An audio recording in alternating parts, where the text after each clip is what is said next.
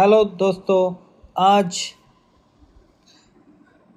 आज हम लोग पढ़ने जा रहे हैं क्लास 9th का चैप्टर नंबर 5, जीवन की मौलिक इकाई, the fundamental unit of life. इस चैप्टर में हम उन चीज़ों को पढ़ेंगे जो हमारे एग्ज़ाम के लिए, हमें ज्ञान के लिए आवश्यक होती है। ठीक है, तो फंडामेंटल यूनिट ऑफ लाइफ इसमें है कि पहला कॉन्सेप्ट है कि जो कार की पतली काट के अवलोकन पर रॉबर्ट हुक ने पाया कि इसमें अनेक छोटे छोटे प्रकोष्ठ हैं जिसकी संरचना मधुमक्खी के छत्ते जैसी दिखाई दे रही है। कार्क एक पदार्थ होता है जो वृक्ष की छाल से प्राप्त होता है, जो वृक्ष में जो छाल लगे होते हैं उससे कार्क प्राप्त होता है। ठीक है, तो उस कार के पतली काट के, यानी उसका पतला काट पे जो अवलोकन हुआ रॉबर्ट हुक के द्वारा, उन्होंने पाया कि इसमें अनेक छोटे छोटे प्रकोष्ठ होते हैं और इसकी जो संरचना होती है जो मधुमक्खी की छत्ते जैसी दिखाई देती है। आपने मधुमक्खी की छत्ता देखी, मधुमक्खी की छत्ते देखी होगी, वो कैसे होते हैं। तो 1665 में हुक ने इसे स्वनिर्मित सूक्ष्मदर्शी से देखा था, स्व ने खुद से बनाया हुआ सूक्ष्मदर्शी से देखा था। तो रॉबर्ट हुक ने इन प्रकोष्ठों को कोशिका कहा। ठीक है, वो कार की पतली काट पे इन्होंने का अवलोकन करके उन्होंने जो छोटे छोटे प्रकोष्ठ देखे थे ना, तो उसको उन कोशिका कहा। तो सेल जो होता है ना, यानी हिंदी में उसको कोशिका कहते हैं, उसका लैटिन शब्द होता है जिसका अर्थ है छोटा कमरा। जितना भी घटना ये छोटी और अर्थहीन लगती है, लेकिन विज्ञान के इतिहास में ये एक बहुत बड़ी महत्वपूर्ण घटना थी। हुक ने देखा कि सजीव में अलग अलग एकक होते हैं। इन एककों का वर्णन करने के लिए जीव विज्ञान में कोशिका शब्द का उपयोग आज तक किया जाता रहा है। अब आते हैं सजीव किससे बने होते हैं। तो इसके लिए इसमें कुछ प्रयोग किए गए हैं, एक बार लाइन से आप पढ़ लीजिए। ठीक है, पिक्चर देख के आपको समझ में आ जाए।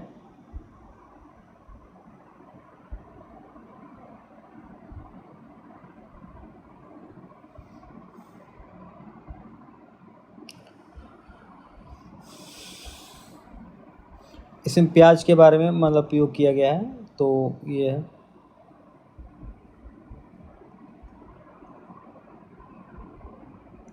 ये प्याज के बारे में बता रहे कि जो प्याज में जो संरचना जो हम देख रहे हैं ना, वो कहने का मतलब है उस संरचना को कोशिका कहते हैं। और न केवल प्याज बल्कि जितने भी जीव जंतु हम अपने आसपास देखते हुए सभी कोशिका से बनते हैं।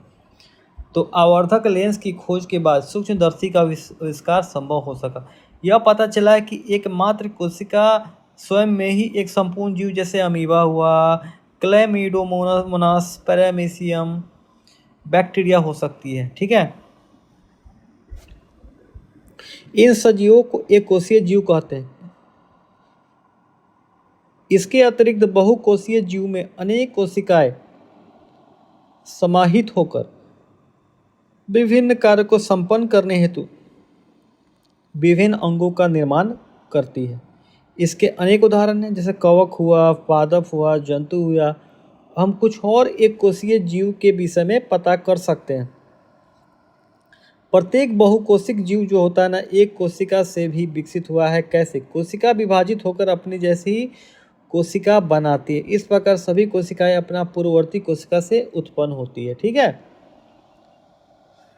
कोशिका का सबसे पहले जो पता था रॉबर्ट हुक ने 1665 में लगाया था। उसने कोशिका को कार की पतली काट में अनगढ़ सूक्ष्मदर्शी की सहायता से देखा। लियोन हॉक ने 1674 में सबसे पहले उन्नत सूक्ष्मदर्शी से तालाब के जल में स्वतंत्र रूप से जीवित कोशिकाओं का पता लगाया था। अच्छा, और रॉबर्ट बाउ ने क्या किया था? उन्होंने 1831 में कोशिका में केंद्रक का पता लगाया। यानी दिमाग में सेट कर लीजिएगा, कोशिका का पता किसने लगाया? 1665 में रॉबर्ट हुक ने लगाया। तो फिर कहने का मतलब है जीवित कोशिका का पता किसने लगाया? वो लियोन हॉक ने लगाया। उन्होंने 1674 में लगाया था। फिर 1831 में क्या हुआ? तो केंद्रक का पता चला, यानी कोशिका का केंद्रक होता है, ये बात बताया रॉबर्ट ब्राउन ने। 1831 में। अच्छा, 1839 में क्या हुआ कि कोशिका में जो तरल जैविक पदार्थ होते हैं ना स्थित, जिसको जीव द्रव कहते हैं, ये बताया था J.E. पुरोकंज ने। जीव द्रव का पता लगाया था कोशिका में, वो था J.E. पुरोकंज। और दो जीव वैज्ञानिक एम स्लीडन, इन्होंने 1838 में पता, और टी स्वान ने बताया कोशिका के सिद्धांत के विषय में बताया। एम स्लीडन और टी स्वान ने बताया इस सिद्धांत के अनुसार सभी पौधे और जंतु कोशिका से बने होते हैं, वे जीवन की मूलभूत इकाई है। और बिरचो 1855 में कोशिका सिद्धांत को आगे बढ़ाया। जो बिरचो थे ना, उन्होंने कोशिका सिद्धांत को आगे बढ़ाया। उन्होंने बताया सभी कोशिकाएं पूर्ववर्ती कोशिकाएं से बनती है। 1940 में इलेक्ट्रॉन सूक्ष्मदर्शी की खोज के बाद कोशिका 1940 में इलेक्ट्रॉन सूक्ष्मदर्शी की खोज हुआ।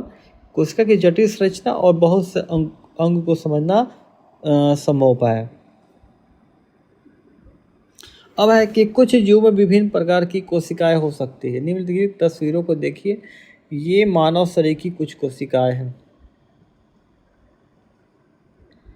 कोशिकाओं की आकृति और आकार उनके विशिष्ट कार्य के अनुरूप होते हैं। कुछ कोशिका अपना आकार बदलती रहती है, जैसे एक कोशिकीय अमीबा। कुछ जीवों में कोशिका का आकार लगभग स्थिर होता है, प्रत्येक प्रकार की कोशिका के लिए विशिष्ट होता है।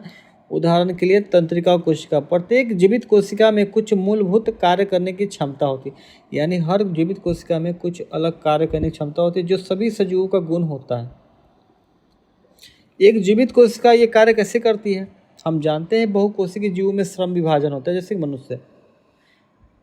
इसका अर्थ यह है कि शरीर के विभिन्न अंग विभिन्न कार्य करते हैं। जैसे मानव के शरीर में जो लीवर होता है ब्लड को पंप करता है, आमाशय होता है भोजन का पाचन करता है। एक कोशिका में भी श्रम विभाजन होता है। वास्तव में प्रत्येक कोशिका में कुछ विशिष्ट घटक होते हैं, जिसे हम लोग कोशिकांग कहते हैं। प्रत्येक कोशिकांग एक विशिष्ट कार्य करता है, जैसे कोशिका में नए पदार्थों का निर्माण, अवशिष्ट पदार्थों का निष्कासन। ठीक है, ये इन कोशिकाओं के कारण ही एक कोशिका जीवित रहती है और अपने सभी कार्य करती है। ये कोशिकांग मिलकर एक मूलभूत इकाई बनाती है, जिसे हम लोग कोशिका कहते हैं। ये बड़ा ही रुचिकर है। सभी कोशिकाओं में एक ही प्रकार की कोशिकांग होती है। इससे कोई फर्क नहीं पड़ता कि उसके कार्य क्या है, बल्कि वो किस जीव में पाई जाती है। अब आते हैं कोशिका किससे बनी होती है, कोशिका का संरचनात्मक संगठन क्या है। इसमें कहा गया कोशिका में विशिष्ट घटक होते हैं जिन्हें कोशिकांग कहते हैं। कोशिका कैसे संगठित होती है? यदि हम कोशिका का अध्ययन हम सूक्ष्मदर्शी से करें ना, तो प्रत्येक कोशिका में 3 गुण दिखाई देते हैं: प्लाज्मा, झिल्ली, केंद्रक, कोशिका द्रव्य। कोशिका के अंदर होने वाले समस्त क्रियाकलाप और उसके बाह्य परिवर्तन से पार्श्विक क्रियाएं भी इन्हीं गुणों के कारण संभव है। प्लाज्मा झिल्ली या कोशिका झिल्ली क्या होता है?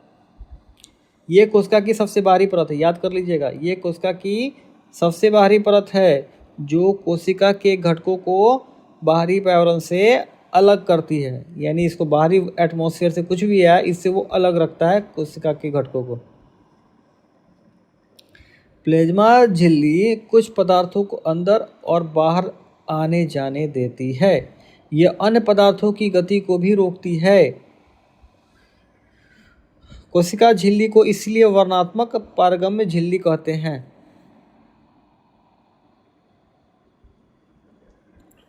कुछ पदार्थ जैसे कार्बन डाइऑक्साइड अथवा ऑक्सीजन कार्बन झिल्ली की आर पार विसरण प्रक्रिया द्वारा आ जा सकते हैं। यानी जो कुछ पदार्थ जो होते हैं ना, कार्बन डाइऑक्साइड हुआ चाहे ऑक्सीजन हुआ, वो कोशिका झिल्ली के आर पार जा सकता है विसरण प्रक्रिया के द्वारा।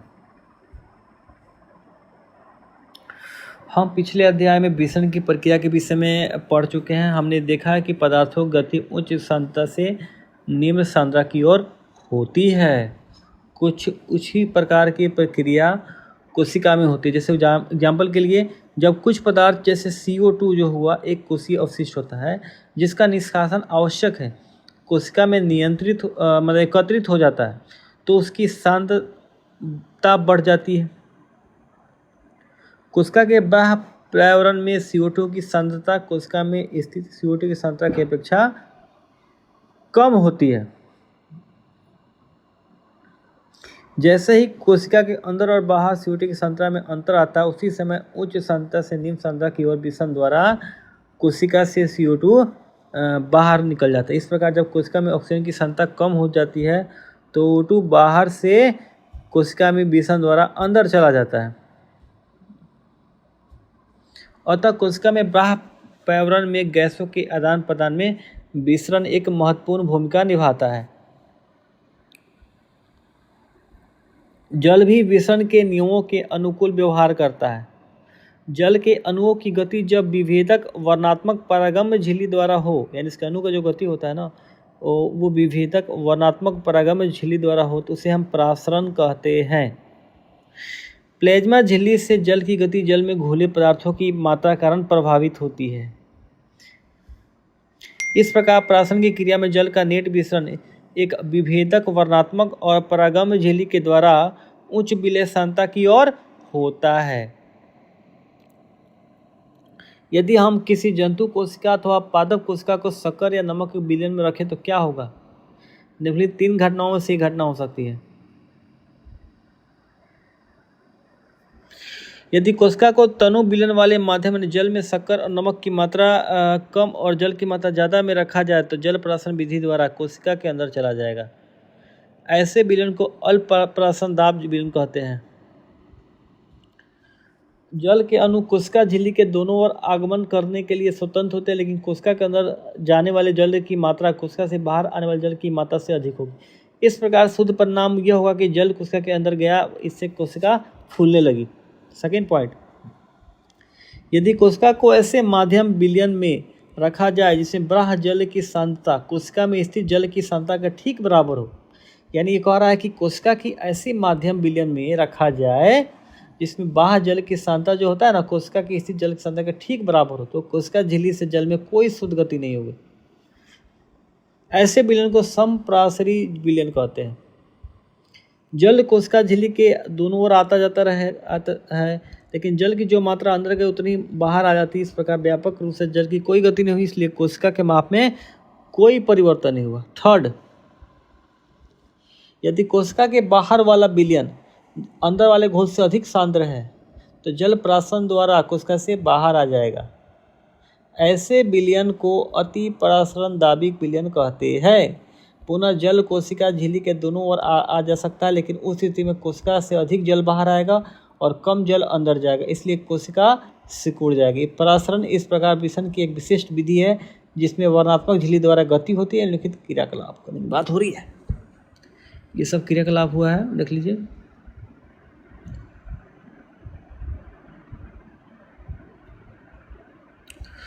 अब इसमें कह रहा है एक कोशिकीय अलवणीय जलीय जीव तथा अधिकांश पादप कोशिकाएं परासरण द्वारा जल ग्रहण करते हैं। पौधे के मूल द्वारा जल का अवशोषण परासरण का उदाहरण है। इसी प्रकार कोशिका के जीवन में विसरण जल तथा गैस के आदान प्रदान की प्रक्रिया में महत्वपूर्ण भूमिका निभाता है। इसके अतिरिक्त विसरण कोशिका को अपने बाह्य पर्यावरण से पोषण ग्रहण करने में सहायता करता है। कोशिका से विभिन्न अणुओं का अंदर आना और बाहर निकलना विसरण द्वारा ही होता है। इस प्रकार के परिवहन में ऊर्जा की आवश्यकता होती है। प्लाज्मा झिल्ली लचीली होती है, कार्बनिक अणुओं जैसे लिपिड तथा प्रोटीन की बनी होती है। प्लाज्मा झिल्ली की रचना हम केवल इलेक्ट्रॉन सूक्ष्मदर्शी से देख सकते हैं। कोशिका झिल्ली का जो लचीलापन होता है वो एक कोशिकीय जीव में कोशिका के बाह्य पर्यावरण से अपना भोजन और अन्य पदार्थ ग्रहण में सहायता करता है। ऐसी प्रक्रिया को एंडोसाइटोसिस कहते हैं। अमीबा अपना भोजन इसी प्रक्रिया द्वारा प्राप्त करता है। अब है कोशिका भित्ति। पादप कोशिकाओं में प्लाज्मा झिल्ली की अतिरिक्त कोशिका भित्ति भी होती है। पादप कोशिका भित्ति सेल्यूलोज की बनी होती है। सेल्यूलोज एक जटिल पदार्थ होता है। यह पौधे को संरचनात्मक दृढ़ता प्रदान करता है। जब किसी पादप कोशिका में परासन द्वारा पानी की हानि होती है, यानी पादप कोशिका में परासन द्वारा पानी की हानि होती है, तो कोशिका झिल्ली सहित आंतरिक पदार्थ संकुचित हो जाते हैं। इस घटना को जीवद्रव्य कहते हैं।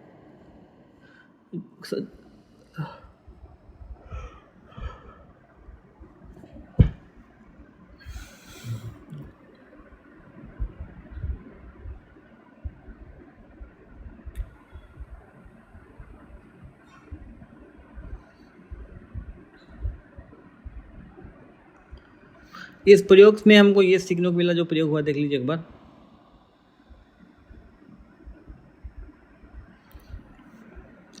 इस क्रियाकलाप से क्या निष्कर्ष निकलता है? इसे पता चलता है केवल जीवित कोशिकाओं में ही परासरण द्वारा जल अवशोषण की क्षमता होती है, न कि मृत कोशिका। कोशिका भित्ति पौधों, कवक, बैक्टीरिया की कोशिकाओं को अपेक्षाकृत कम तनु विलयन में बिना फटे बनाए रखती है। ऐसे माध्यम से कोशिका परासरण विधि द्वारा पानी लेती है, कोशिका फूल जाती है और कोशिका भित्ति के ऊपर दबाव डालती है। कोशिका भित्ति फूली हुई कोशिका के प्रति समान रूप से दबाव डालती है। कोशिका भित्ति के कारण पादप कोशिकाएं परिवर्तनीय माध्यम को जंतु कोशिका की अपेक्षा आसानी से सहन कर लेती है।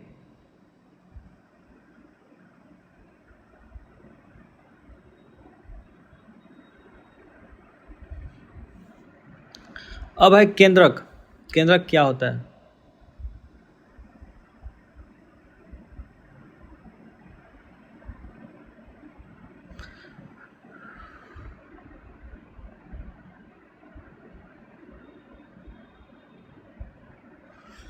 केंद्रक के चारों ओर दोहरे परत का एक अस्तर होता है जिसे हम केंद्रक झिल्ली कहते हैं। केंद्रक झिल्ली में छोटे छोटे छेद होते हैं। इन छिद्र के द्वारा केंद्रक के अंदर का कोशिका द्रव्य केंद्रक के बाहर आ जाता है। कोशिका द्रव्य के विषय में हम 5.2.4 में पढ़ेंगे।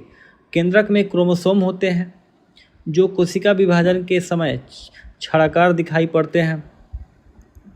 क्रोमोसोम में आनुवंशिक गुणों की जो सूचना होती है वो माता पिता से डीएनए अणु के रूप में अगली संतति में जाते हैं। क्रोमोसोम डीएनए तथा प्रोटीन के बने होते हैं।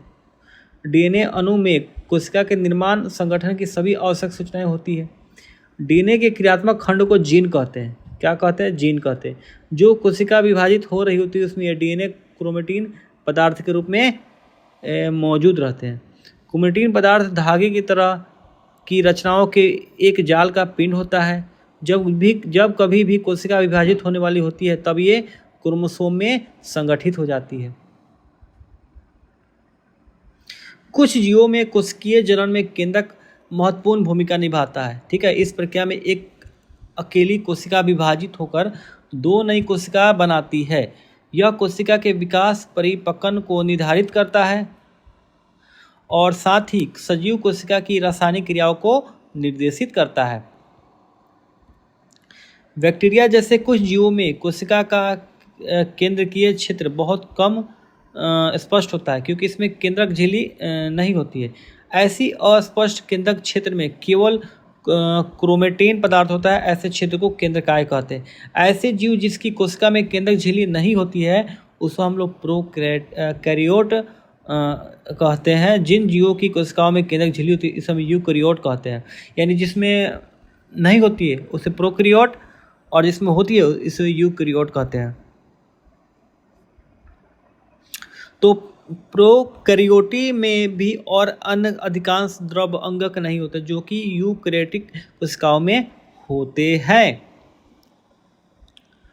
ऐसे अंकों के अनेक कार्य भी कोशिका द्रव के असंगठित भाग द्वारा किए जाते हैं। प्रकाश संश्लेषी बैक्टीरिया में क्लोरोफिल झिल्लीदार पुटिका के साथ होता है जबकि यूकैरियोटिक कोशिका में क्लोरोफिल प्लास्टिड में होता है।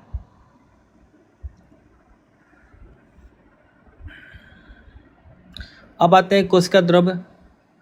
जब हमने प्याज की झिल्ली या मनुष्य के गाल की कोशिका की स्लाइड को देखा तब हमें प्रत्येक कोशिका में एक बड़ा क्षेत्र दिखा जो कोशिका झिल्ली से घिरा हुआ था। इस क्षेत्र में बहुत हल्का धब्बा था। इस हम लोग के कोशिका द्रव्य कहते हैं जो कोशिका झिल्ली से घिरा हुआ रहता है।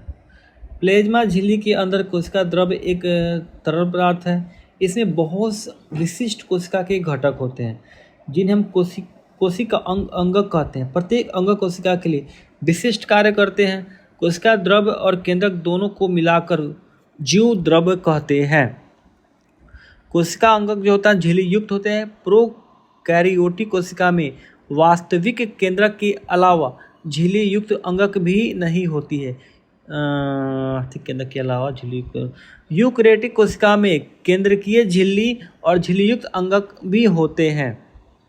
झिल्ली की सार्थकता वायरस के उदाहरण से स्पष्ट कर सकते हैं। वायरस में किसी प्रकार की झिल्ली नहीं होती है, इसलिए इसमें जीवन के गुण तब तक लक्षित नहीं होते जब तक किसी सजीव के शरीर में प्रविष्ट करके कोशिका की इस मशीनरी का उपयोग करके अपना बहुगुणन नहीं कर लेता। इसमें दिया हुआ है कि प्रोकैरियोटिक कोशिका और यूकैरियोटिक कोशिका में अंतर। देखिए, प्रोकैरियोटिक कोशिका जो होता है ना, वो आकार में छोटा होता है, जैसे 1 10⁻⁶ केंद्रीय क्षेत्र होता है, क्रोमोसोम होता है इसमें। ये सब देख लीजिए आप। इसका बड़ा होता है यूकैरियोटिक में, इसमें क्रोमोसोम 1 से ज़्यादा होता है। अब आते हैं कोशिका अंगक क्या होता है। प्रत्येक कोशिका के चारों ओर अपनी झिल्ली होती है, यानी जितने भी कोशिका होती है ना, उसके चारों ओर अपनी एक झिल्ली होती है, जिससे उसमें स्थित पदार्थ जो होता है ना, उसमें जो पदार्थ स्थित होता है वो बाह्य पर्यावरण से अलग रहे। ठीक है, वो झिल्ली इसलिए होती है कि उसमें जो पदार्थ है ना, वो बाहरी पर्यावरण से अलग रहे। बड़ी तथा जटिल कोशिका जिसमें कोशिक जीवों की कोशिकाएं शामिल हो को भी उपाचयी क्रियाओं की बहुत आवश्यकता होती है, जिससे कि वे जटिल संरचना और कार्य को सहारा दे सके। इन विभिन्न प्रकार की उपापचयी क्रियाओं को अलग रखने के लिए ये कोशिकाएं झिल्ली युक्त छोटी छोटी संरचनाओं का उपयोग करती है। यह यूकैरियोटिक कोशिकाओं का एक ऐसा गुण है जो उन्हें प्रोकैरियोटिक कोशिकाओं से अलग करती है। इनमें कुछ अंगक केवल इलेक्ट्रॉन सूक्ष्मदर्शी से ही देखे जा सकते हैं। हमने पिछले अनुभाग में केंद्रक के विषय में पढ़ा था। अंतर्द्रव्यी जालिका, गोल्जी उपकरण, लाइसोसोम, माइटोकॉन्ड्रिया, प्लेस्टिड कोशिका अंगक के महत्वपूर्ण उदाहरण हैं, जिस पर हम विचार करेंगे। अब आते हैं अंतर्द्रव्यी जालिका। ये क्या होता है? इसको ER बोलते हैं। अंतर्द्रव्यी जालिका झिल्ली युक्त नलिकाओं तथा सीट का एक बहुत बड़ा तंत्र है। ठीक है, ये लंबी नलिका मतलब अथवा गोल या आयताकार थैलों की तरह दिखाई देती है। यानी क्या होता है, लंबी एक नलिका जैसी होती है, या गोल होती है, या आयताकार थैली की तरह दिखाई देती है। अंतर्द्रव्यी जालिका का रचना भी प्लाज्मा झिल्ली के समरूप ही होता है। अंतर्द्रव्यी जालिका 2 प्रकार की होती है। खुरदरी अंतर्द्रव्यी जालिका होती है, एक होता है चिकनी होती है। तो RER सूक्ष्मदर्शी से देखने पर ये खुरदरी दिखाई देती है, क्योंकि इसमें राइबोसोम लगे होते हैं।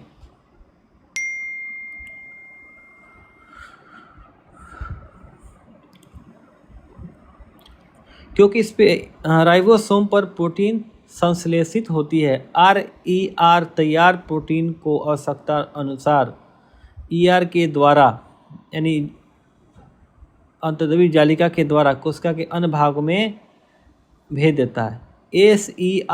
ASER वसा अथवा लिपिड अणुओं को बनाने में सहायता करती है। ये कोशिकीय क्रियाओं को करने में बहुत ही महत्वपूर्ण है। ठीक है, कुछ प्रोटीन तथा वसा कोशिका झिल्ली को बनाने में सहायता करती है। इस प्रकार की झिल्ली को हम लोग जीवात जनन कहते हैं। कुछ अन्य प्रोटीन तथा वसा एंजाइम हार्मोन की भांति कार्य करते हैं। विभिन्न कोशिका में ER विभिन्न रूप में दिखाई देती है, परंतु सदैव एक जालिका तंत्र का निर्माण करती है। जैसे कि हम देख सकते हैं आप, इस प्रकार ER का एक कार्य कोशिका द्रव्य के विभिन्न क्षेत्रों के मध्य और कोशिका द्रव्य के विभिन्न क्षेत्रों और केंद्रकों के मध्य पदार्थ के परिवहन के लिए नलिका के रूप में कार्य करता है। ER कोशिका की कुछ जैव रासायनिक क्रियाओं के लिए कोशिका द्रव्य ढांचे का कार्य करती है। एक वर्ग के जंतु जिन्हें हम कशेरुकी कहते हैं कि यकृत की कोशिकाओं में ACR विष और तथा दवा को निराविषीकरण करने में सहायता करती है। अब आते हैं गोल्जी उपकरण। ये क्या होता है? कैमिलो गोल्जी द्वारा वर्णित गोल्जी उपकरण झिल्ली युक्त चपटी पुटिकाओं का एक तंत्र होता है जो एक दूसरे के ऊपर समांतर रूप से सजी रहती है, जिन्हें हम कुंडिका कहते हैं। इन झिल्लियों का संपर्क ईआर झिल्लियों से होता है, इसलिए जटिल कोशिकीय झिल्ली तंत्र के दूसरे भाग को बनाती है। ईआर में संश्लेषित पदार्थ गोल्जी उपकरण में पैक किए जाते हैं। उन्हें कोशिका के बाहर तथा अंदर विभिन्न क्षेत्रों में भेज दिया जाता है। इस कार्य में शामिल है पुटिका में पदार्थों का संचयन, रूपांतरण तथा बंद करना। कुछ परिस्थितियों में गोल्जी उपकरण में समान शक्कर से भी जटिल शक्कर बनती है। गोल्जी उपकरण के द्वारा लाइसोसोम को भी बनाया जाता है। अब आते हैं लाइसोसोम क्या होता है। संरचनात्मक दृष्टि से लाइसोसोम में झिल्ली से घिरी संरचना होती है, जिनमें पाचक एंजाइम होते हैं। आर इन एंजाइमों को बनाते हैं। लाइसोसोम कोशिकाओं का एक अवशिष्ट निपटाने वाला तंत्र होता है। ये बाहरी पदार्थ एवं कोशिका अंगों को टूटे फूटे भागों को परिचित करके कोशिका को साफ करते हैं। कोशिका के अंदर आने वाले बाहरी पदार्थ जैसे बैक्टीरिया, भोजन, पुराने अंग लाइसोसोम में चले जाते हैं, जो उन्हें छोटे छोटे टुकड़ों में तोड़ देते हैं। लाइसोसोम में बहुत शक्तिशाली पाचनकारी एंजाइम होता है जो जटिल पदार्थों को सरल पदार्थों में तोड़ता है। कोशिकीय चपाचप में व्यवधान के कारण जब कोशिका क्षतिग्रस्त या मृत हो जाती है तो लाइसोसोम फट जाते हैं। एंजाइम अपनी ही कोशिका को पाचित कर देता है, इसलिए लाइसोसोम को कोशिका की आत्मघाती थैली कहते हैं। इसमें दिया हुआ है जिन्होंने लाइसोसोम बनाने वाला था कैमिलो गोल्जी 7 जुलाई 1843 को ब्रेसिका के समीप कोरटोनो में हुआ था इनका जन्म। इन्होंने पाविया विश्वविद्यालय से मेडिसिन का अध्ययन किया। 1865 में स्नातक के बाद उन्होंने पाविया के सेंट मेटियो के अस्पताल में अध्ययन जारी रखा। उसमें उनकी सारी खोज तंत्रिका तंत्र से संबंधित थी। 1872 इन्होंने एबिया टेग्रेसो के एक दीर्घकालिक रोग के अस्पताल में मुख्य चिकित्सा पदाधिकारी का पदभार ग्रहण किया। उन्होंने सबसे पहले अपनी खोज इस अस्पताल के किचन में तंत्रिका तंत्र पर की। उन्होंने इस छोटी सी किचन को प्रयोगशाला बना लिया था। उनका सबसे महत्वपूर्ण कार्य यह था कि उन्होंने अकेली तंत्रिका तथा कोशिका संरचना को अभिरंगित करने की क्रांतिकारी विधि प्रदान की। इस विधि को ब्लैक रिएक्शन के नाम से जाना गया। इस विधि में उन्होंने सिल्वर नाइट्रेट के तनु घोल का उपयोग किया था और ये कोशिका की कोमल शाखाओं की प्रक्रिया को मार्ग का पता लगाने में महत्वपूर्ण था। सारा जीवन इसी दिशा में कार्य करते रहे, इस विधि में सुधार करते रहे। गोल्जी ने अपने शोध के लिए उच्चतम उपाधि तथा पुरस्कार प्राप्त किए। सन 1906 में सैंटियागो रेमिनो काजल के साथ संयुक्त रूप से तंत्रिका तंत्र की संरचना कार्य के लिए नोबेल पुरस्कार से सम्मानित किया गया। अब हमको पढ़ना है माइटोकॉन्ड्रिया के बारे में, फिर फ्लैसिड के बारे में पढ़ेंगे, फिर हम लोग ये सब के बारे में जानेंगे। ठीक है। माइटोकॉन्ड्रिया जो होता है ना, कोशिका का इलेक्ट्रिक पावर होता है, यानी बिजली घर होता है। माइटोकॉन्ड्रिया दोहरी झिल्ली की बनी होती है। बाहरी झिल्ली छिद्रित होती है, भीतरी झिल्ली अधिक वल्लित होती है। ये वलय एटीपी बनाने वाली रासायनिक क्रियाओं के क्षेत्र को बड़ा बनाती है। जीवन के लिए आवश्यक विभिन्न रासायनिक क्रियाओं करने के लिए माइटोकॉन्ड्रिया यानी एटीपी के रूप में ऊर्जा प्रदान करते हैं। एटीपी कोशिका की ऊर्जा होती है। शरीर नए रासायनिक यौगिकों को बनाने और यांत्रिक कार्य के लिए एटीपी में संचित ऊर्जा का उपयोग करते हैं। माइटोकॉन्ड्रिया बहुत ही अद्भुत अंगक है क्योंकि इसमें अपना डीएनए और राइसोसोम होते हैं। माइटोकॉन्ड्रिया अपना प्रोटीन खुद बनाती है। अब है प्लेस्टिड। प्लेस्टिड केवल पादप कोशिका में स्थित होता है। प्लेस्टिड दो प्रकार के होते हैं, क्रोमोप्लास्ट और ल्यूकोप्लास्ट। क्रोमोप्लास्ट जो होता है रंगीन होता है और ल्यूकोप्लास्ट जो होता है श्वेत रंगीन होता है। क्रोमोप्लास्ट में क्लोरोफिल वर्णक होते हैं जिसे क्लोरोप्लास्ट कहते हैं। पौधों में क्लोरोप्लास्ट प्रकाश संश्लेषण के लिए आवश्यक होता है। क्लोरोप्लास्ट में क्लोरोफिल के अतिरिक्त विभिन्न पीले अथवा नारंगी रंग के वर्णक होते हैं। ल्यूकोप्लास्ट प्राथमिक रूप से अंगक है जिसमें स्टार्च, तेल, प्रोटीन जैसे पदार्थ संरक्षित होते हैं। क्लोरोप्लास्ट की भीतरी रचना में बहुत सी झिल्ली वाली परतें होती हैं जो स्टोमा में स्थित होती है। प्लेस्टिड बाह्य रचना में माइटोकॉन्ड्रिया की तरह होते हैं। माइटोकॉन्ड्रिया की तरह प्लेस्टिड में भी अपना डीएनए और राइबोसोम होते हैं। अब आते हैं रसधानियाँ। रसधानियाँ जो होती है ठोस अथवा तरल पदार्थों की संग्राहक थैलियाँ होती है। जंतु कोशिका में रसधानियाँ बहुत ही छोटी होती है, जबकि पादप कोशिका में बहुत बड़ी होती है। कुछ पौधों की कोशिकाओं की केंद्रीय रसधानी की माप कोशिका के आयतन का 50% से 90% तक होता है।